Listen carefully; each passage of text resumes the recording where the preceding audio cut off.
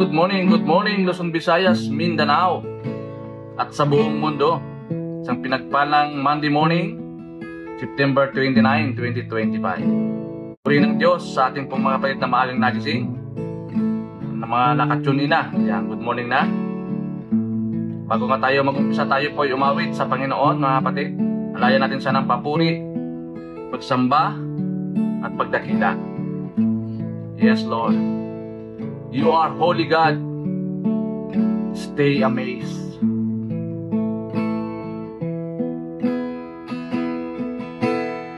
Oh, holy God, I stay amazed. You are so much more than words could ever say. Oh, holy God, pour out my prayer from the one who never ceases to amaze. Oh, holy God, yes, Lord, I stay amazed. You're so much more than words could ever say. Oh, holy God, pour out my prayer to the one who never ceases to amaze. Oh, holy God, yes, oh God, I stay amazed. You are so much more than words should ever say. Oh, holy God, pour out my prayer, the one who never ceases to amaze. Yes, yes, Lord.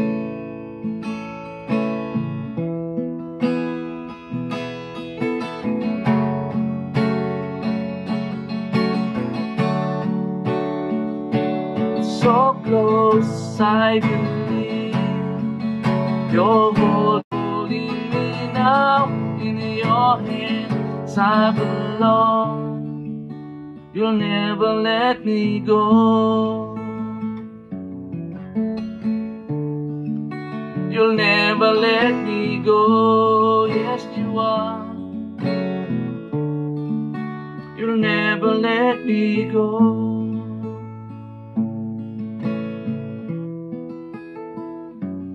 Hallelujah. You are holy. You are holy God. You are holy Jesus. There is none like you. Karapat-dapat po kayo alayan ng pagsamba, pagdakila, pagluwalhati sa umagang ito, Panginoon. You deserve the glory, honor, and praise belongs to you in Jesus' name. Salamat po, Panginoon. Pinapuri ka namin, pinasalamatan at samahan po kami, O Lord, sa umagang ito. Pagbubulay-bulay ng iyong mga salita, Panginoon. Put power of your word today in Jesus' name. Hallelujah. Amen, amen, Lord God. Thank you, Lord.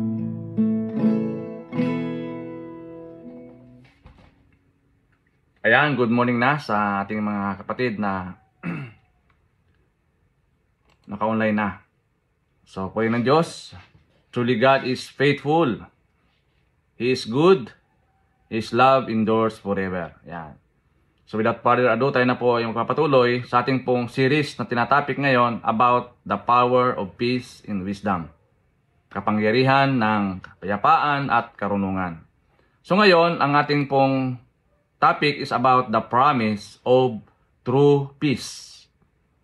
Ang pangako ng tunay na kapayapaan. Sabi po sa John chapter 14 verse 7, sabi ni Jesus, "Peace I leave you, my peace I give you.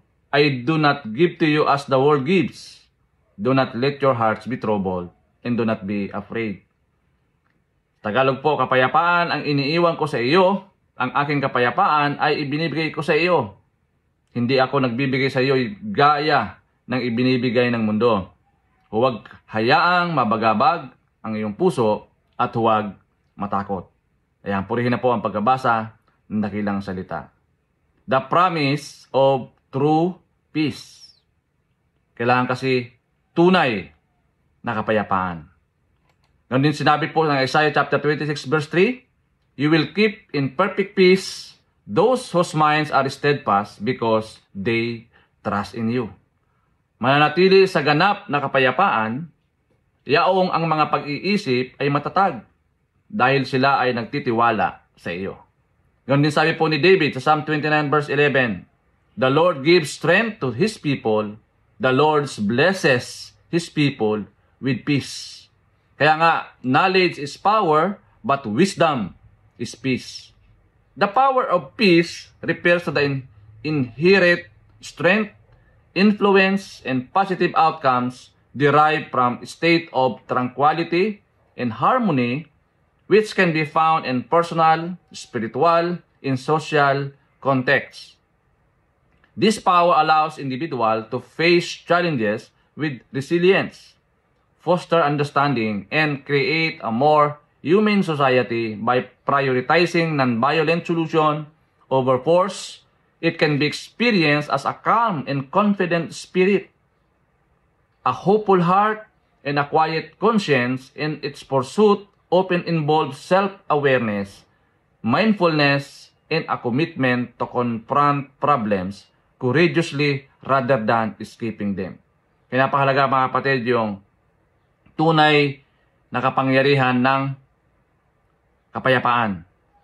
Oo, kasi marami pong mga tao, senaryo, na imbis na tunay na kapayapaan, ang kanilang naranasan, kabaliktaran, kaguluhan yung nangyayari. Kaya napakahalaga na ang pagsama ng Santong Espiritu. Di ba? Kailangan yung pagtitiwala sa kapangyarihan ng Diyos. No, mga kapatid, lalo na kapag may mga chaos, no, na nangyayari. So ano po ba ang teaching natin ngayong umaga, mga kapatid? Number 1, Jesus promises His followers a kind of peace that the world cannot offer. Yung tinatawag natin peace in trouble. Malinaw po yung John 16:33. Sabi po ng Panginoon, I have told you these things so that in me you may have peace. In this world you will have trouble, but take heart. I have overcome the world. Diba? Jesus never promised a trouble-free life. Instead, He assured of us His victory. Kaya nga, our peace comes from knowing He has already overcome the world. With Him, trials are temporary, but His peace is eternal. Ipinangako iyan ng Panginoon, mga kapatid, sa kanyang mga tagasunod, ng isang uri ng tunay na kapayapaan na hindi maiaalok ng mundong ito.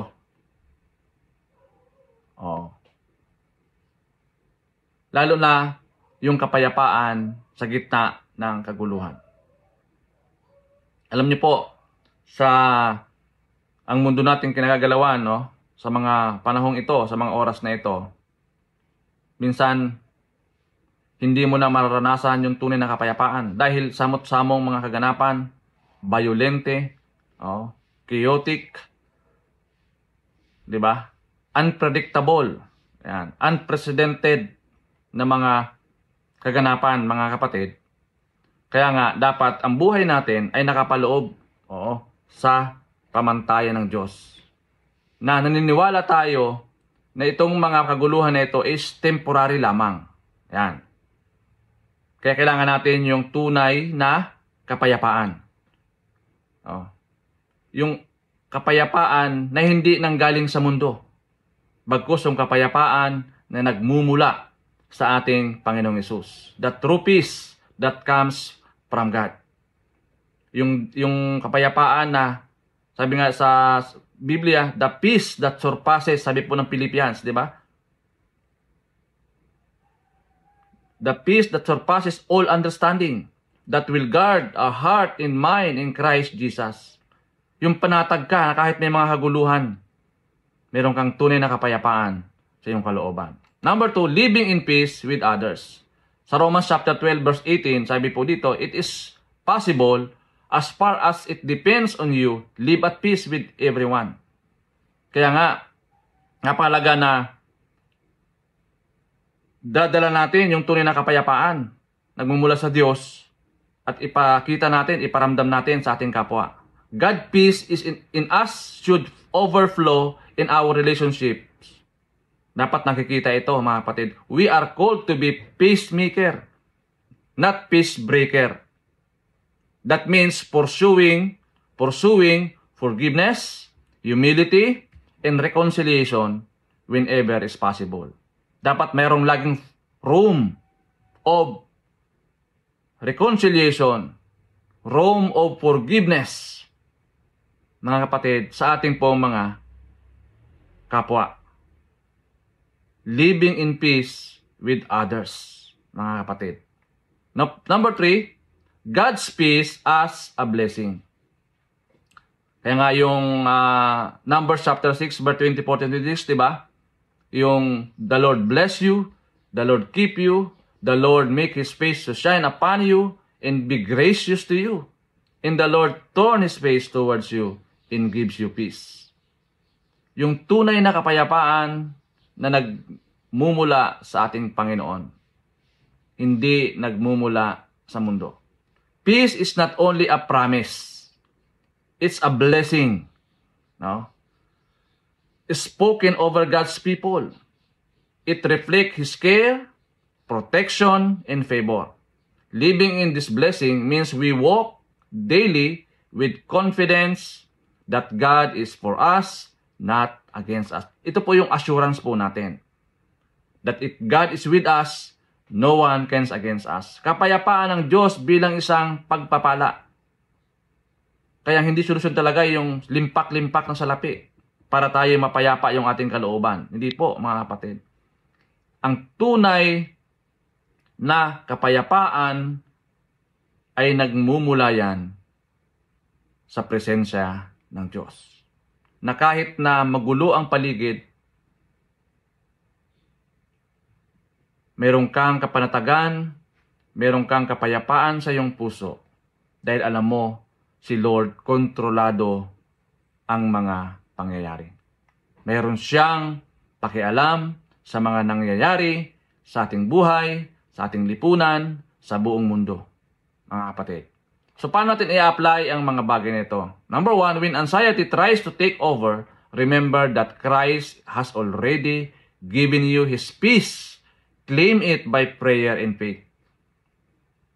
Yan kasi madalas ito na nga yung pangako ng Panginoon sa atin.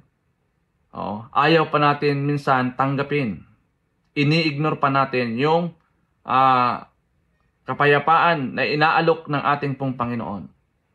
The true peace na Kanyang inaalok po sa atin. Kaya nga sa number 2, instead of focusing on problems, focus on God's promises. Piliin na magtiwala sa Kanya sa halip na kontrolin ang takot. Diba? Minsan kasi naunahan tayo ng takot. Kapag sobra ng problema, hindi mo na kayang i-handle, naunahan tayo ng takot. Hindi lang takot, pati nag-doubt na tayo sa kapangyarihan ng Diyos. Kaya sabi nga dyan, focus on God's promises. Kailanman hindi tayo bibiguin ng Panginoon, kailanman hindi tayo iiwanan ng Panginoon, mga kapatid.